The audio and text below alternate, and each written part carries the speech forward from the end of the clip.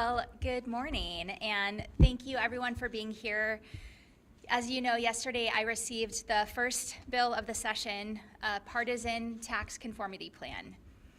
In November, I told the legislature to send me the middle class tax cut package at the beginning of session to deliver cuts for seniors struggling to get by, waitresses relying on tips to put food on the table, firefighters working overtime to protect their communities, and the 88% of income tax filers who take the standard deduction.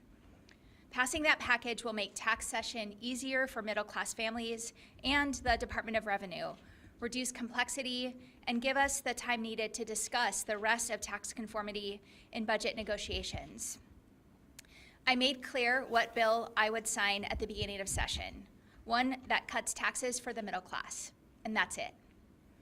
In my State of the State, I said to make it the first bill on my desk because I want the middle class tax cuts now. Instead of working with me to put the middle class first, the Republican majority has chosen to engage in political theater and sent me a partisan bill. It's a bill that puts billionaires and special interests first. It hikes taxes on working seniors. Under their plan, a senior working part-time as a Walmart greeter doesn't get a tax cut. That is wrong. And they have no plan to pay for it. Their actions are the height of irresponsible and reckless budgeting. And this morning, I vetoed it. Now I'm thrilled to be joined here today with leaders De Los Santos and Sundaration to introduce the middle class tax cut bills, a $200 million tax cut for working people struggling to get by. We want to raise the standard deduction, end taxes on tips and overtime, and give our seniors a break immediately. We want to give certainty to the 88% of Arizonans who take the standard deduction when they file their taxes. We want a firefighter working overtime to keep his neighbors safe to know that he'll get a tax break. We want a senior working part-time as a Walmart greeter to get a tax cut. We want a waitress working hard to put food on the table to get a tax cut. The middle class must be our priority. The middle class must come first. The billionaires and special interests who want their tax break can wait their turn. They need to wait their turn because Republicans need to show me and the people of Arizona how they're going to pay for it. No business would spend over $1 billion without knowing where that's coming from. The state of Arizona will not do that either. Later today, in a matter of hours, you will see my balanced executive budget. It includes this middle class tax cut package. It also includes important investments to secure our water, protect the public, lower costs, and deliver a quality education for every child. There isn't fluff, there isn't waste or bloat, just the state of Arizona tackling the issues that the people of our state expect us to deliver on. I have a plan to balance our budget and cut taxes for the middle class by $200 million. Republicans won't show you their plan because they don't have one. So today, let me send a clear message to the legislature. If you want to lower taxes for the middle class, then pass these middle class tax cuts now. Stop the hostage taking, stop the political games, and send me this bill. And with that, I'm proud to introduce Senate Leader Sundaration. Thank you so much, Governor. Good morning, everyone. Thank you for being here. I'm Senate Democratic Leader Priya Sundaration. And I want to start by reminding everyone, why are we even fighting about tax conformity with Republicans? Why are we in this conundrum?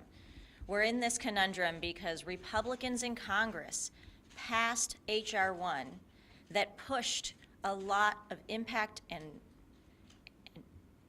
took away funding for Medicaid and SNAP and other services and pushed all of that onto the states, including us here in Arizona.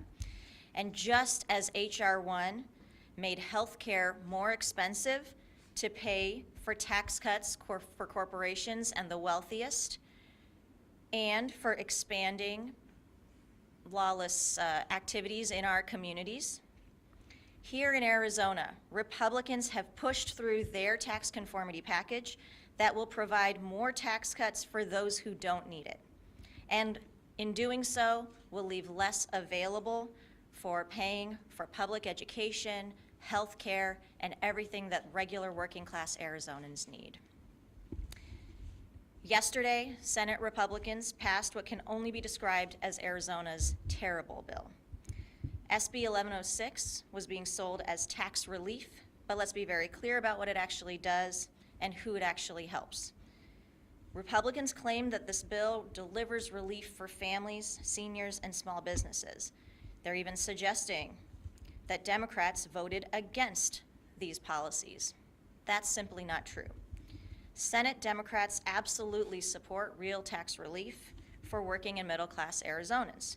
We support policies that put money back into the pockets of families that are struggling with the rising costs of housing, groceries, healthcare, and childcare.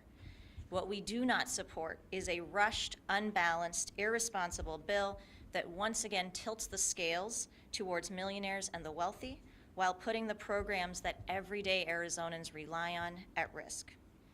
When you look past all of the talking points delivered from our Republican colleagues, that's what SB 1106 does. It does not prioritize working families. It prioritizes those who are already doing just fine.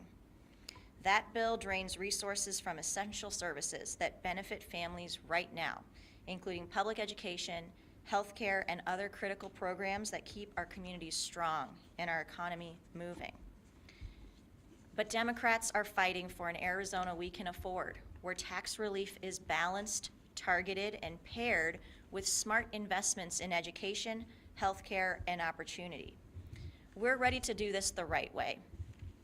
The Republican proposal is not it. Just yesterday, I introduced the governor's middle-class tax cuts package in the Senate. That bill number is 1203. We will continue standing up for everyday Arizonans today, tomorrow, and every step of the way. Thank you, and I'm now pleased to introduce House Democratic Leader Oscar de los Santos. Good morning. I'm Representative Oscar de los Santos, House Democratic Leader. Yesterday, Republicans forced through an irresponsible bill that would have given large corporations hundreds of millions of dollars in special tax breaks. I am proud that every member of the House Democratic Caucus did the right thing and voted no. Today, Governor Hobbs has said no too. Let's be clear, Democrats are not afraid to stand up to special interests, and I'm proud Governor Hobbs has vetoed this reckless handout to big corporations. Make no mistake, Democrats are fighting for an Arizona we can afford.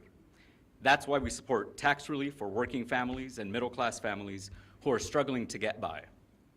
And that is why I introduced House Bill 2531, Governor Hobbs' middle-class tax cuts. House Bill 2531 raises the standard deduction, lets everyday Arizonans keep more of what they earn from tips and overtime, and gives seniors over 65 an additional $6,000 deduction. I call on Republican leadership to immediately give this bill a hearing, pass it in both chambers, and send it to the governor's desk. She will sign it immediately. Thank you. All right, we're going to do some questions. Okay. Mr. Fisher, So, respect the blue line. if you had a bigger place, you didn't need all the space for your size. We don't have money for renovations. Oh, wait, It's not in our budget. Okay, so Governor, President signed H.R. 1 on July 4th. You have known for 6 months this conformity issue was coming. Why didn't you call the lawmakers into special session, hash this out? Because right now, you have forms put out by your Department of Revenue that neither conform to your bill or the Republican bill, and leaving millions of taxpayers in limbo. What took you so long to decide this? Well, first of all, that's not correct. The DOR forms do conform to my plan. That is what I directed them to do with my executive order a couple months ago. And I've always said I'm willing to call a special session if that would be productive.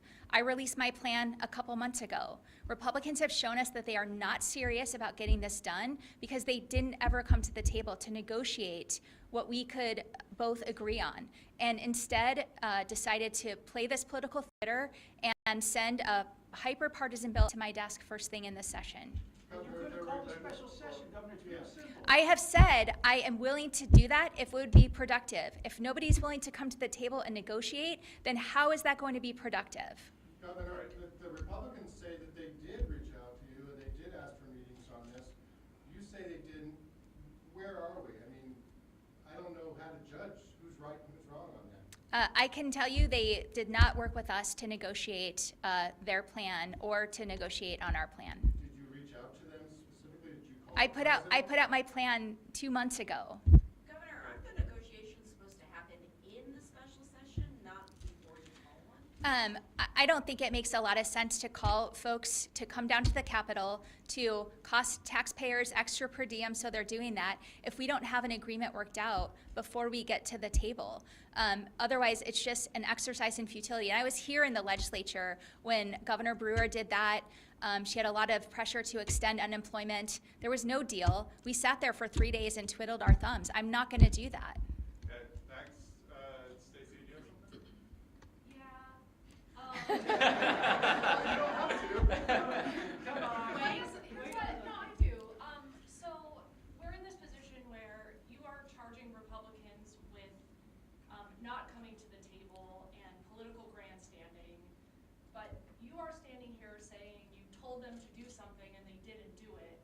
So how are you not doing the same thing they are? And most importantly, how do you start having the conversation? Like, if it's not happening now, like how do you have the conversation with Republicans to find a middle ground? Well, here's what I hope. I put out my plan. I made it clear that's what I wanted. I made it clear I was willing to talk to them about it and get something to my desk that provided this relief for middle-class families in Arizona. They decided not to take me up on that and send this bill. So I think we've all made it clear where we are, and I'm hopeful now we can actually start talking and moving forward to give Arizonans the relief they need, the certainty they need, and we know folks are getting ready to start filing very soon. Wait.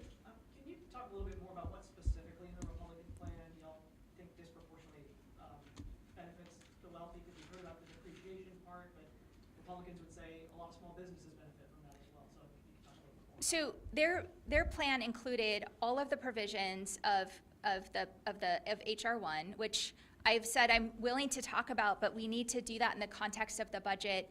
I'm presenting my budget today that pays for the middle class tax cuts. If we want to do more, we just need to figure out how we're going to pay for that, and we can do that in budget negotiations. But their plan not only does full tax conformity with the federal plan, or most of it, but also far exceeds. It's like a wish list of every tax proposal they've ever introduced that hasn't gotten to through the chamber. And it blows a huge hole in our budget, and it is completely irresponsible. Okay, thanks. Reagan? Governor Hobbs, back on the ADOR forms, it's my understanding that ADOR printed forms or sent them out to vendors that are full conformity with HR 1 and then a worksheet that includes your tax cuts. ADOR says conforming to the Republican plan would require Arizonans to file amended returns. How does your plan impact how Arizonans are going to have to file their returns? So if Arizonans file today using the forms that ADOR has provided, and we pass conformity, any version of it, they won't have to file amended returns. With provisions in the Republicans' plan that wasn't considered and is not part of conformity, it will create chaos and a lot of challenges for folks who then have to refile. Okay. Back. Can I, related, Senator Mesnard yesterday advised Arizonans to wait to file their taxes while this gets all like worked out. Would you recommend the same? Well, I'm frustrated that we are in a situation that is creating uncertainty for filers. It's why there was urgency to get this done right away. But I'm assuming we will get to some version of conformity and if filers file now using the forms that are available, they will be fine. Okay. That makes sense, Lisa? Yeah. Yeah. Just, you said you want these middle-class tax cuts passed. Republicans would argue that those tax cuts are in the bill that they sent you. They are. Can you talk a little bit about just why the other portions of the bill Yep. So this is not an unprecedented request. The last time we had a large conformity bill in 2019, Governor Ducey made the same call. He's like, do this now, let's do the rest in the budget. It's a big price tag. We all know we're facing a challenging budget situation. And the priority right now for me, and what I've heard from a lot of the Republicans, is that they want to lower costs, they want to provide relief for Arizona families. The middle class tax package does that. It does it now. It provides them certainty now when they go to file their taxes. And the rest should be negotiated when we do the budget, so we can figure out where, if we pass any other parts of it, how we're going to pay for that. And what's your message then to small businesses that, now have a much more complicated tax situation if we don't have full conformity? Look, I want to provide relief across the board. Some of that comes with a bigger price tag that you won't see reflected in my executive budget, and so I want to be able to figure out with the Republicans and when we do budget negotiations how we're going to pay for that. Okay, I think there's somebody else in the back. Cameron. We'll get to you after Howie. Yeah, I just following up on the ADOR stuff. They said in committee, ADOR's representatives, that if your plan passes or if the GOP plan passes, it's not going to jive with what they put out as guidance, and that they would have to have extra funding and extra staff to make it work, and that people would have to refile their taxes. So I don't get how it matches up or it doesn't. The actions that ADOR took with the form is what they do every year when we have tax conformity. So I think what they presented was worst case scenario, and certainly if the Republican plan that I just vetoed goes into law, it will that price tag will go up exponentially. I'm confident ADOR, they handle tax changes every single year, and I'm confident they're equipped to do that this time around. Howie for Okay, last question. just to be clear, first of all, you may want to call your ADOR director, because like Cameron said, ADOR said, even if your plan passed, their forms don't match it. More to the point, the bills that were introduced today do not include something that you include in your original plan, which has to do with sales, with interest on sales taxes. So first of all, why did you jettison that? And why did you want that in the first place, since apparently the Democrats don't like that either? We included things in our plan that we thought would benefit the majority of Arizonans, and we discussed with the Democrats, and the plan they introduced is what we could all agree on, and I'm fine with that. Okay, here you gotta call wraps, Okay. and then. Do call your DOR director. Okay. Because they're testifying something else. Howie, I think you're misunderstanding what was said. We can talk about it No. after. Okay. Yes. Thank you. Thank you, Governor. Thank you. Thanks, everybody.